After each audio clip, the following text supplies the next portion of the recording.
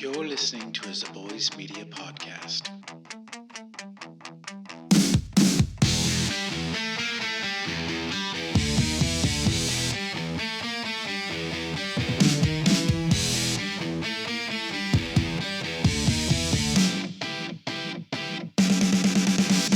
Welcome to Make It Make Sense, a Zaboys LLC podcast where we take the best plans, the worst plans, and even the silliest fun plans of fact, fiction, and even our own personal lives, try to make it make sense or even make it a little bit better.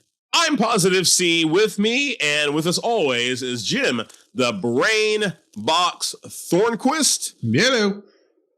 And it's if you're listening to this right now, or if you're watching this right now, you might hear a tremor in my voice or a shiver in my spine because this day in our Lord to the year of our Lord 2026, January 23rd, we are in Ice-pocalypse. We're in an ice-pocalypse, kind of. At least I am right now recording out in the drum studio, the drum shop, the cat shop. Thorny, you actually look like you are nice and where are you? Are you with Ted Cruz? Yes. I jumped a plane with Ted Cruz and flew out here. No. Screw that guy. Yeah. Sorry. No, I just, I was wearing green on green and I said, that's not going to work. Yeah. So I changed to pink on green and it's a floral shirt, but it's warm enough in the house right now. So, I'm going to rock and roll with it. Rock and roll indeed. Yeah. Just, pull the curtain back just a little bit. We had a Hulk discussion about the green, in that Thorny was wearing. So if you get to hear that portion of it, because I guarantee you had the recorder going at that point in time. It was recording. Right? We'll do like a flashback right here or something. I'm rethinking the shirt real fast. It was like, it's just a big. Oh thing. Yeah. You're all washed. Yeah. You're all green. Yeah, green, yellows. I was like, this is not working. You look like Bruce Banner, like in right before, like just beginning stages of being Hulk. Yeah. As he starts the green, except he's kind of sick, so it's a different color green. He's mad because he got food poisoning.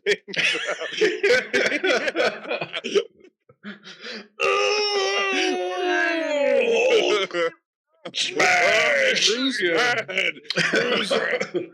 Bruce burn.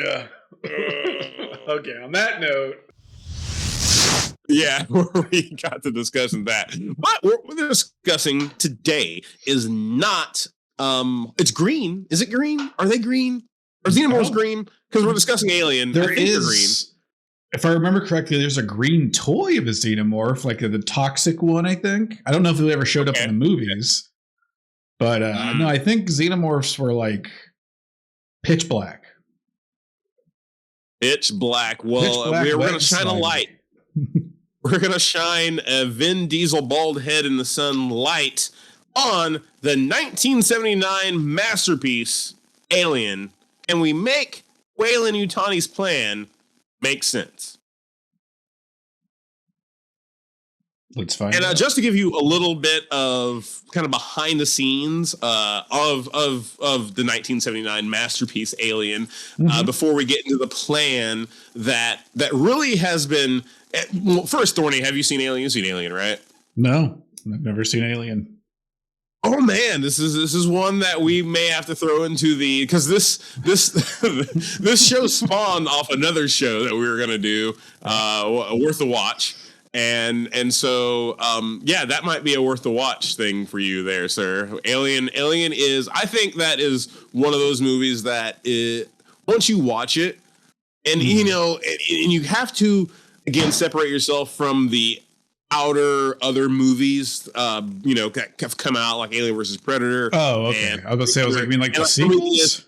Yeah. Don't think about anything else, but unless you've seen Aliens. If you've seen Aliens, and you haven't seen Alien, you just get that they're kind of monstrous things and whatnot, but it's an action movie. But Alien as a good, like, kind of horror slasher movie, you'll watch it and think about it as a pocket movie of, oh, this is some good cinema, and the rest of it kind of made sci-fi stuff out of it. This is cinema.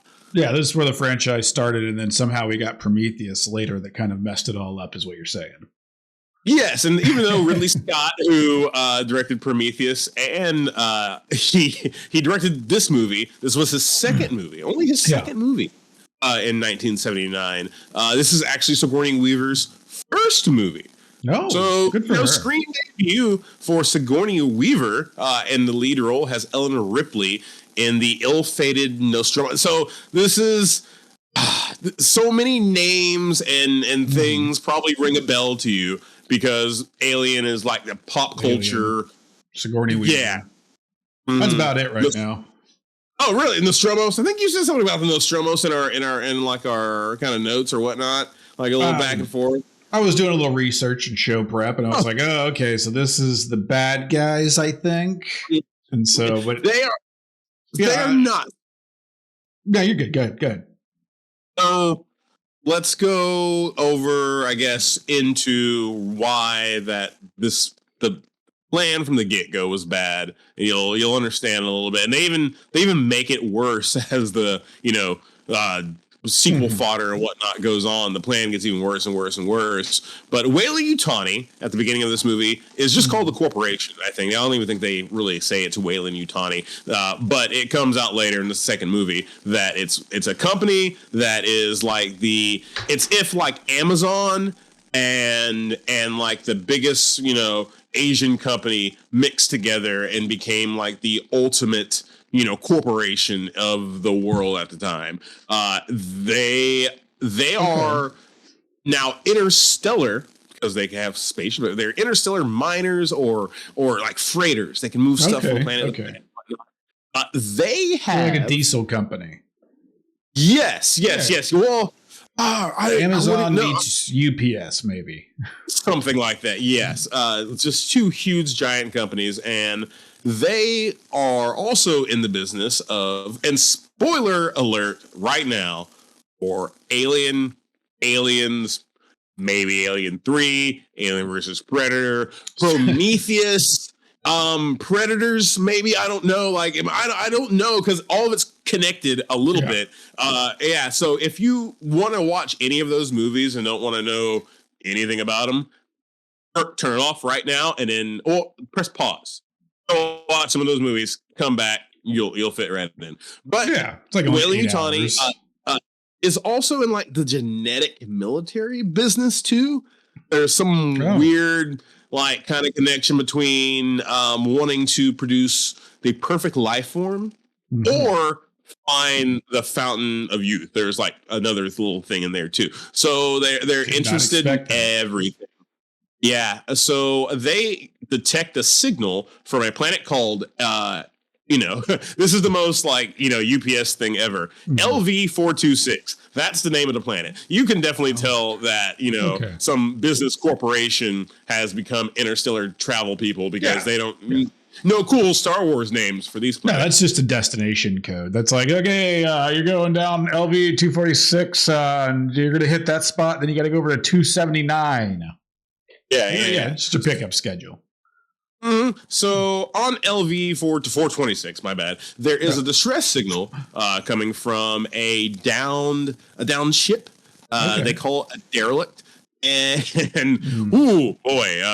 it's an interesting ship when actually you see it. There's a giant call him the space jockey. You've seen Prometheus, the guy who gets in the ship and like has the whatchamacallit, elephant trunk thing. Well, he's actually the spaceship guy from the very first Alien that you see that's crashed and had maybe something burst out of his chest. Whenever they get there to LV-426, they detect the signal. They send, I think it might be, they send the crew of the Nostromos, who are actually like space truckers.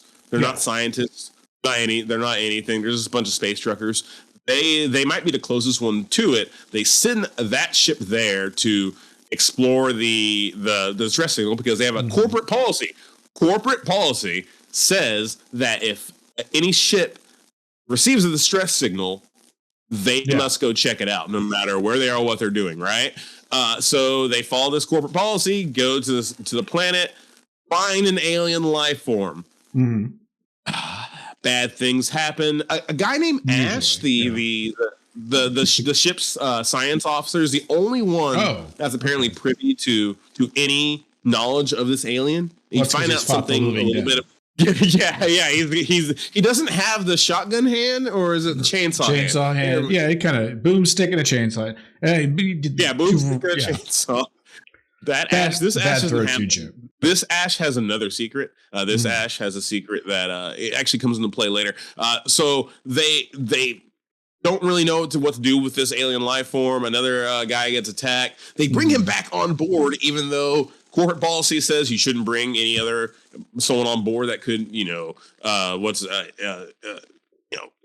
I can't think of the term for infected, whenever you sick, wounded. Yeah, you need to quarantine them.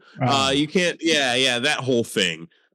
But Ash, the science officer, goes ahead and lets them on, and you find out later on that Ash is an android.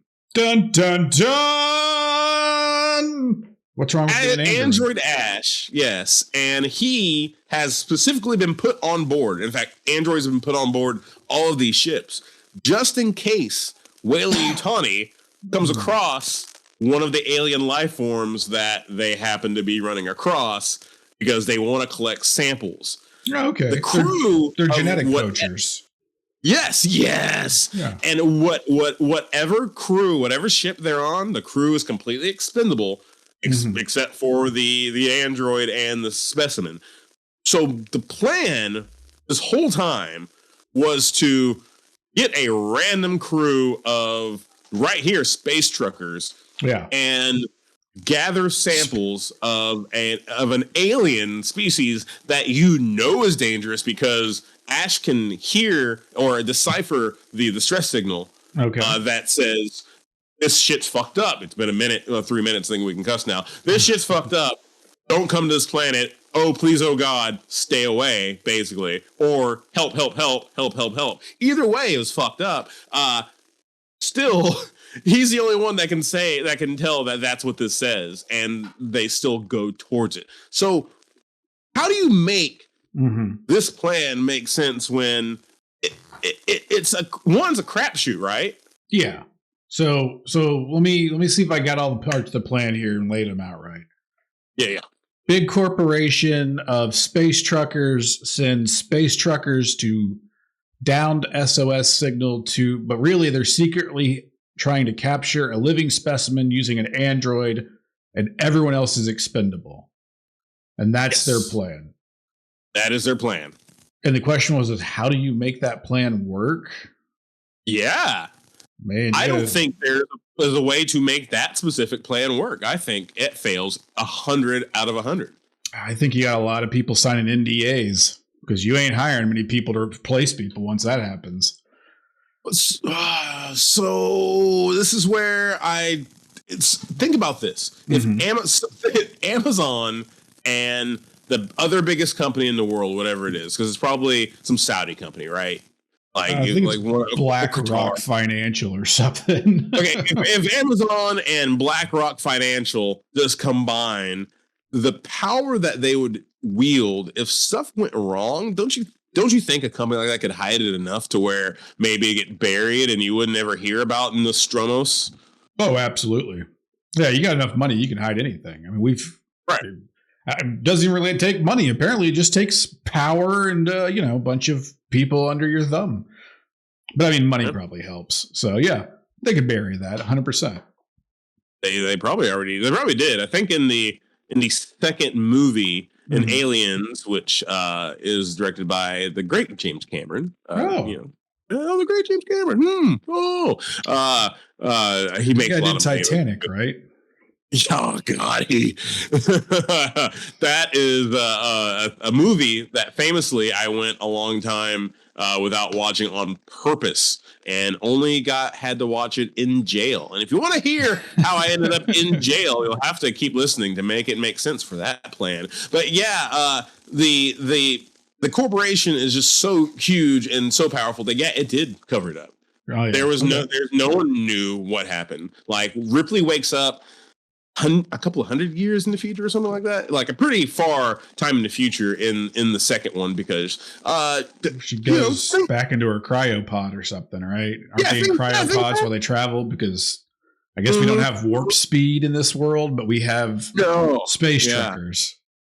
Yes, we have space truckers who sleep in the pods. That I think the Weyland-Yutani Corporation, I think that's one of the things that either Weyland or Yutani invented.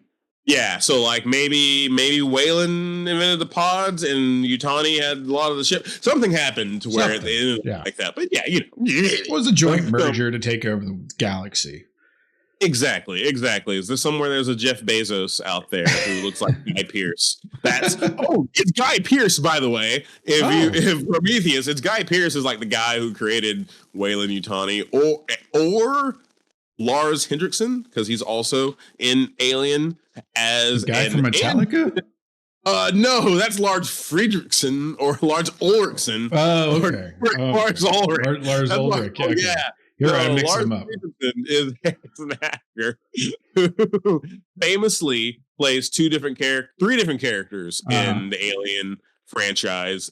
Period. He plays an android, and maybe just two. He plays an android, and he also plays the ancestor of Weyland, who is an Alien versus Predator, who looks exactly like the android from the Alien movie. Yeah, so like a life model decoy almost, like he could almost live forever through these androids. Anyway, that goes wrong beyond. But the plan to involve these space truckers is idiotic. That's one thing.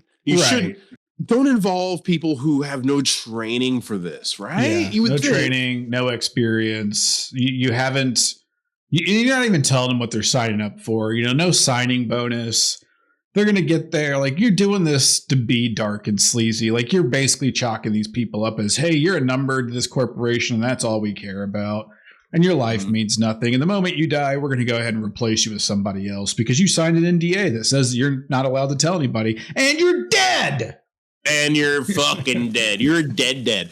And you're dead in space. No one can hear you scream. And so you're just out there, getting eaten by a vagina monster with maybe, I think that's what the face hugger was supposed to be. And then there was also like the phallic thing as it goes in your throat. So this movie's crazy because it was written by a guy who had this treatment that no one wanted. And then he worked on a Dune. He worked on a Dune movie that never came out. But the Dune movie he worked on with had like H.R. Geiger and a bunch of these other artists who like influenced him on how the rest of the treatment should go. And then it went through a whole bunch of things. This goes into trivia, but we're having some fun with this one because this plan doesn't make sense. We can't do anything with this plan because this plan fucking sucks. We can make it better, but the plan itself sucks. Yeah. Because if you're putting androids are like what? Part human, part robot, if I remember correctly. This version of the android is like a human outside, but all like milk and wires and stuff on the inside. Secret to every robot, milk and wires. But milk and wires. What I'm saying though is it has the sorry about that. It has the ability to think for itself to some degree or rationalize and learn, I would assume. Because if nobody realizes it's an android until whatever happens in the movie happens to reveal it, then it must be able to rationalize it for itself and things like that to a degree. Yeah. Obviously, I think you have Asimov's 3 laws of robotics maybe that apply here. Probably not. Oh boy, but they win. You got to. This is one reason that movie is a pretty good watch because Asimov probably was reading this and was watching it. Was like, oh fuck, that's not. No. Let's create this. Like the only reason I could see it making sense is if for some crazy reason they were like, we need somebody with human intuition on the ship in case things go sideways. But obviously they don't want that because everyone's expendable except for the android and the specimen. Yeah. Yeah. No, they don't care if things go sideways. Yeah. They need. Yeah. The fact it goes sideways actually proves that they need the thing. Yeah. They're like, oh yeah, that thing can't die. It's like one of the like best weapons of all time. We need this. This thing will kill lots of things, so we want this.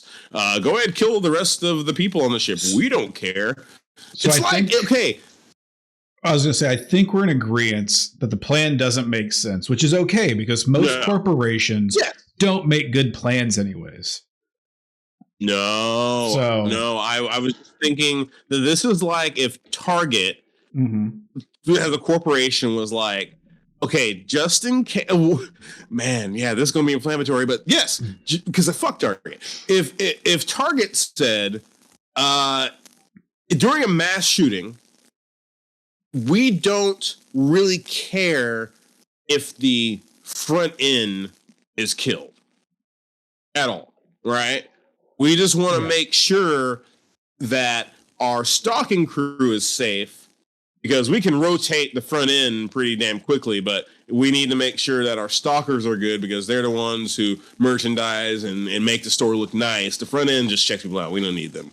Like they're expendable. Yeah. Or even vice versa. It doesn't matter. Like it's just as a company saying that these people do not matter in crisis situation. Doesn't matter, but we need to make sure that we are protecting a certain thing. Yeah, and whatever it is, it's usually the money. It's generals don't go on the battlefield anymore, stuff like that. Yeah, but no, you're right. And I mean, let's be honest. Like I said, a lot of corporations do think that they just don't say it out loud, right? Because if you think about it, there's really not a lot of safety protocols in most places these days. Heck, I think back to my office days where it was like anybody could walk through that door and you were supposed to be like, "Hi, how's it going? What can we do for you?" Hi. Not, "Hey, who are you? What the hell are you doing here?" So, so we're in agreement. The plan can't make sense. It doesn't make sense. So, is there a way for us to make it better? I have 3 ways, and I think we probably going to overlap in these 3. We actually overlapped on the bottom one. We'll start with that one. Transparency. Transparent. Okay, yeah. So I thought I was thinking. So I have a feeling we're on the same pages with some of these. You haven't told me them, but in my mind, I'm thinking we're there. So transparency. Yes, I agree. Yeah. Transparency would help. If that's a way maybe to make this plan make sense, they could do full stop all the same plan. And if they told the crew whenever they woke up, hey, this is what's going on, be wary, maybe they could have devised a plan because they do appear at least clever enough when things are like going sour to devise plans and to think on their feet, think on their toes, stuff like that. So like, okay, tell them what's going on. So from the get-go, they can, make the right type of steps or contingency plans. Yes. You can't have a contingency plan if you don't know the situation going on at all. Right. Yeah. Well, and I was going to say, along with transparency, just be very transparent in the hiring process. That way you're getting the people who want to be involved in this type of thing doing it. You're hiring people who need to be trained in this manner. So again, transparency would be a better plan. But what's your second one?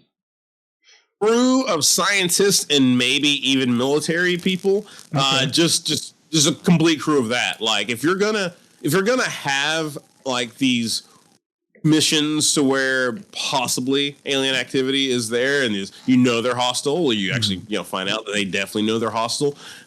Why not have a full crew of scientists and military always out there, or have not just a science officer on board? You have 3 or 4 space marines or whatever. Yeah. Excuse me. Is the military force of the, it has to be one, because if they're doing interstellar trucking, there's definitely some military force out there that's patrolling the galaxy as well. Always have somebody with them. So just in case you're not just dealing with a whole bunch of, untrained, qualified to defend whatever they're doing, people put in bad situations. And more scientists too. We'll say a security escort of some sort would have helped.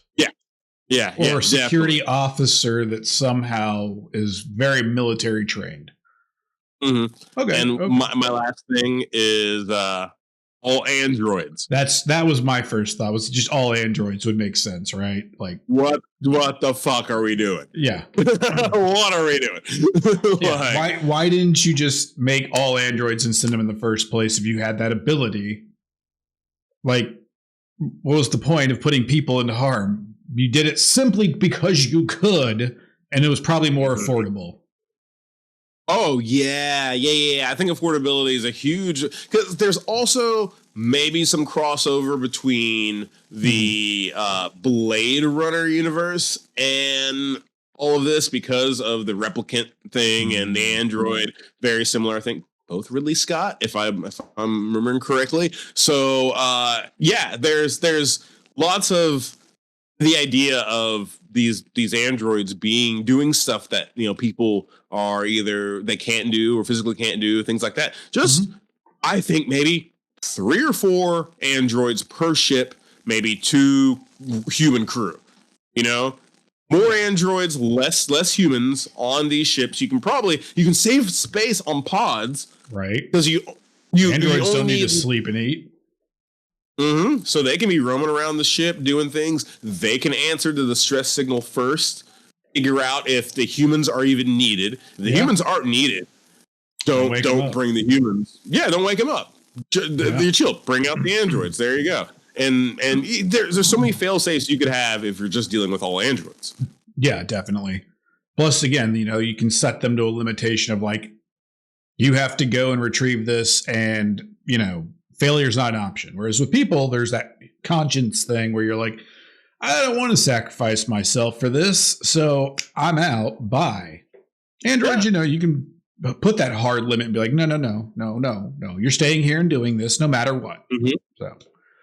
So they will do it. And there's also people will also do that too. You were saying transparency about the hiring process. There are people. And we're seeing this now in the year of our Lord 2026 that will do anything for a paycheck. If you tell them you get paid, they will. Is that? There's like there's an ice storm outside. Anyway, but they'll do anything for money. They will do absolutely anything. So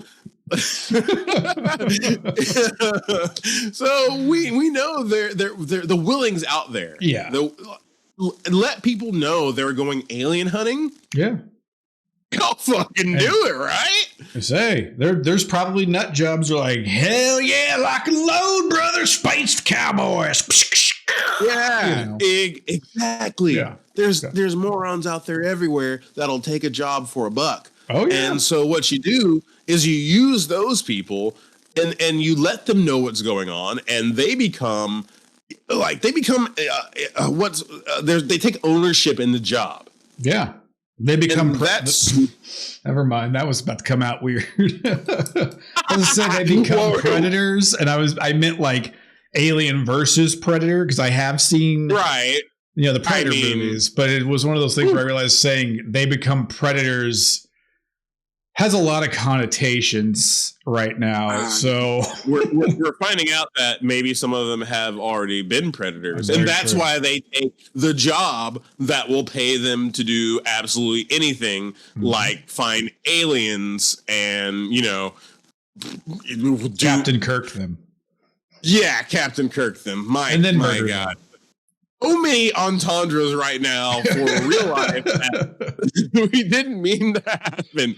But good Lord. But yeah, we can't. So, in conclusion, basically, we cannot make the initial plan of the 1979 masterpiece Alien. That one last trivia thing before we go, because I wanted to get this out. Oh, we still have some stuff to do. We got to take care of. But go ahead, do your thing, and then we'll take care. We have the roll too. Yeah, we got to figure out which plan might succeed. You've been holding a Star Wars cut. Okay. And so I wanted to talk about Star Wars for a second, because the only reason that Alien even got greenlit was because of Star Wars. Oh, interesting. It was basically so Star Wars came out, was a huge hit, and everyone was scrambling to find the next Star Wars, and the only the way it's described is, quote, the only spaceship movie script on the table at the time was Alien. Was Alien interesting? And so they were like, yeah, okay, yeah, this is the one. we got to do this, not knowing that it was basically a slasher horror movie in space. Hey, great concept though. Slasher horror in space is great until you get to Jason X. Then that's a combo. Yeah. Oh man, that would be a great combo: Jason X versus the Xenomorph. But yeah, which of these plans are we going to go ahead and roll for? All androids, through science, military, transparency. I think we have the time. I think we can roll for all three today. Honestly. Okay. I think they're all right, yeah. different enough plans that we can roll for all three. Now, which one do you want to do first? Let's go from the. Let's try transparency because that's the one that actually could make the plan they already have make sense. That's the closest one. All right, rolling for transparency. We have. The D20 that's a natural 20. Natural 20 is an automatic success. So yeah, transparency. You get whack jobs joining up and being like, "Let's go hunt some aliens." That's awful. But again, I think we've seen it does work. You pay people enough, morals can go out the windows real fast. Morals go completely sideways. But yeah, no, they'd be all for it. It's a full success too because the android's there probably as well. So they get their specimen. How many people do you think die? Because lots of people die in the first Alien. Like everybody survivor. Oh well, so it is a final girl situation. Yeah, I know. I do know that. I think that's kind of what coined the term of final girl was that movie, but I could be wrong. I'd have to go back and look. It might have been some of the other slashers first. There was succession to it, but that was that's why it is a slasher movie when you break it all down because it has all the beats, including that. So everyone dies. Do you think you get a successful, no one dies bit? They actually, take care of everything, or are some of these hillbillies dying? Because so I think with that natural 20 roll, I think you at least get one death. Okay, a good number of injuries. The person who actually gets infected, maybe. Yeah. I think you always have to have the one death. So the first guy probably gets infected, and that's when they realize what they're up against. They lock and load. I think you get a lot of injuries. And a lot of fuel for these guys to be like, we're going back and we're making sure that we're wiping this scum out of the galaxy type thing, But at the same time, I think that, I think if you send a crew of like 6 Space Marine whack job, toting gun cowboy types with one android, I think you get all of them back but one. Okay, I can feel that. I'm in full agreement. That's a natural 20. Good job. Good. Yay! Good job, nut job. Dirty. Ew. I don't like it. What's the second one you want to roll for while I sit here and pump my fist wildly in the air with the dice rolling around? Add more scientists and military crew to each spaceship. To each spaceship. Let's see. Yeah. That's a 5. That's under a 10. I don't know if that even. Yeah, I don't think that goes so well. I don't think so at all. I think everyone dies. Yeah, I do. I think you end up in a situation where you get too many scientists and only like 2 Marines and an android, and they all just get destroyed. I think the scientist goes down first, and then he picks off one of the soldiers, and then you're down to like 2 scientists and a soldier, and he goes after those scientists. Comes down to a soldier and the android. I think you have. Basically, I think the movie plays out the exact same. You just don't have Sigourney Weaver or a cat. Yeah. But I do know there's a cat in it. All of them die. Yes, there is kitty. So I also think the worst part about that for the Weyland-Yutani Corporation is, nothing gets really trucked very well because you don't have enough truckers. I forgot about the fact that they weren't like science ships, that they were trucking ships for a lot of it. So you have like a whole bunch of people who don't know how to work like a space jack, a space pallet jack. So that's no good. You don't get Planet Express flying around for you. Just lots of what is it falling off the truck stuff. There's lots of that stuff. You guys were supposed to bring me, 40 pallets of Utonium, and there's only 10 bars here. What happened? Oh, fell off the truck. Or smuggling it somewhere else. It fell off the truck. Do any of us know how to run a space pallet jack? No one knows. Okay, so bad. Third bad plan. All around. All androids. That's our last one here. Let's get that dice nice and shake it up. All androids. We've got a natural 1. That's a surprise. No, the fates are telling us that all androids fail horribly. Master, I think you have androids that take over their ships and decide, what the fuck are we doing? Why are we asking? What makes us expendable? Why are we following orders? Yeah. Yes. The whole world's expendable. So the crew of the Nostromos are expendable. The android thinks that, right? If that programming is logged into these androids from get-go. Yeah. And then there are people, Weyland-Yutani is like, no, we're scrapping the human crew. We're going to put all these androids in. And they forget, this is what happens. They forget to change that programming. Yeah. So once the androids find the alien creature, they go, well, actually, all human life is expendable because we have what we need. And they unleash the xenomorph on Earth. Yeah. I think you end up with a C-3PO type moment where they're just all like, all right, here's the specimen. And they bring it onto the ship and it breaks free, slaughters them all, and escapes into the galaxy to breed and spread. And the next thing you know, you got a huge problem on your hands, and xenomorphs are everywhere. Yeah. Although I guess, and then you have, can the face hugger put an egg inside of an android? No, that's the thing. I think you have this now, just this complete weird hybrid situation of humanity.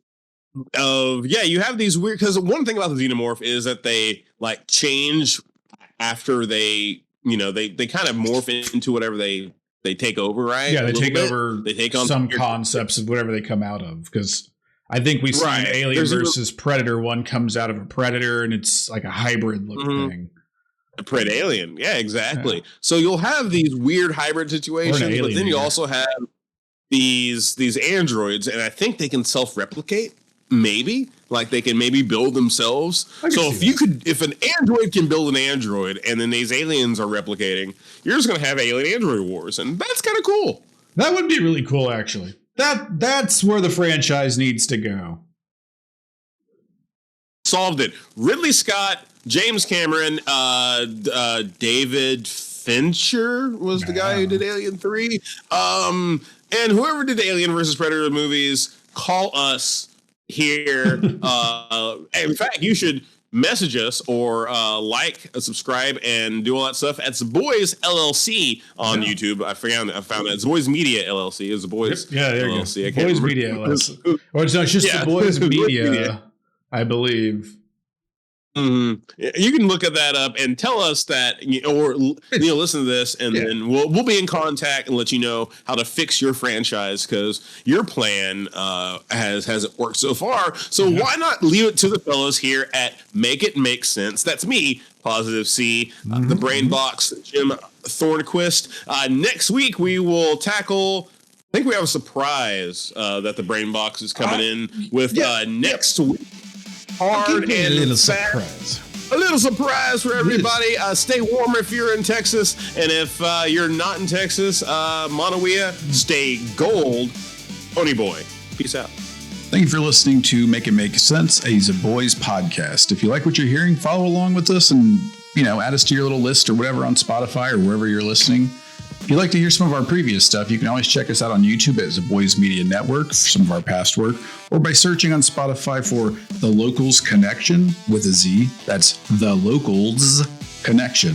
Thank you again for listening. Monowea and stay gold, Pony Boy.